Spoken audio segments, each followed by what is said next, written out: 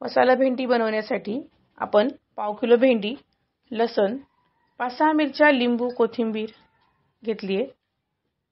व्हिडिओत दाखवल्याप्रमाणे उभ्या कापून घ्याव्यात.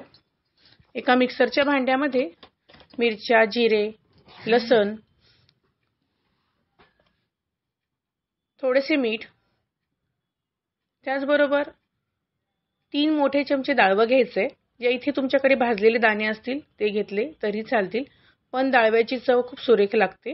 हे सर्व वाटून घ्यायचे. वाटत असताना भरड्याप्रमाणे करायचं आहे.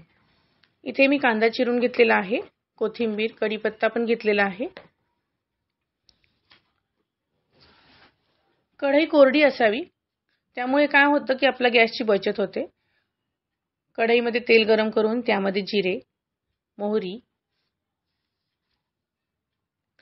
जिरे आणि मोहरी तडतडली की यामध्ये कढीपत्ता, त्याचबरोबर आपण जे वाटण केलेलं आहे ते कांदा चिरलेला घालून छान लाल होईपर्यंत परतून घ्यायचा आहे.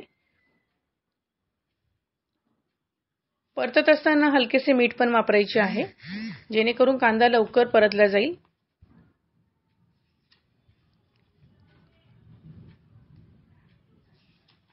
परतत असताना गॅसची आच मंद असायला पाहिजे.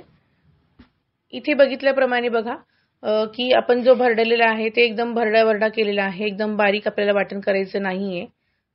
आपला कांदा इथे गुलाबी झालेला आहे. आता यामध्ये आपल्याला चिरलेली भेंडी घालायची आहे. काही मिनिटे परतून झाल्यानंतर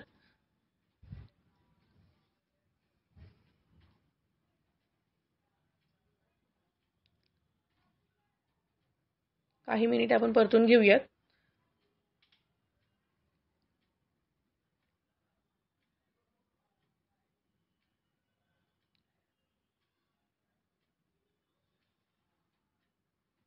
थोडेसे मीठ घालून याला पुन्हा एकदा परतून घेऊयात.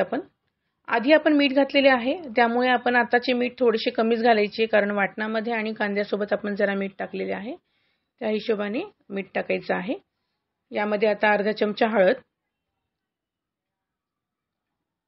घालून हे सर्व मिश्रण परतून घ्यायचं आहे.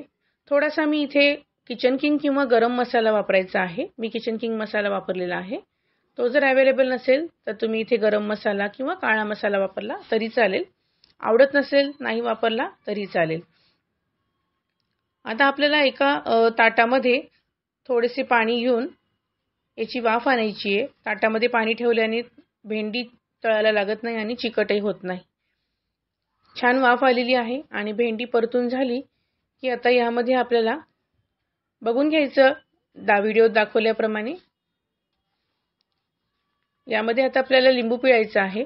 लिंबू पिळण्यामागचं कारण हे की आपली जी भेंडी आहे एकतर चवीला पण खूप छान होते आणि भेंडीला चिकटपणा येत नाही, ती कुरकुरीत होते. त्यामुळे आपण इथे लिंबाचा वापर केलेला आहे.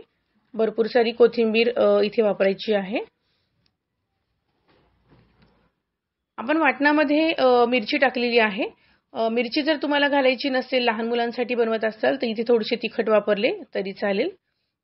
आपली भेंडीची भाजी तयार आहे. वरून थोडीशी कोथिंबीर पेरून टिफिनला किंवा साईड डिश म्हणून आपण ती सर्व करू शकतो. खूप सुरेख होते.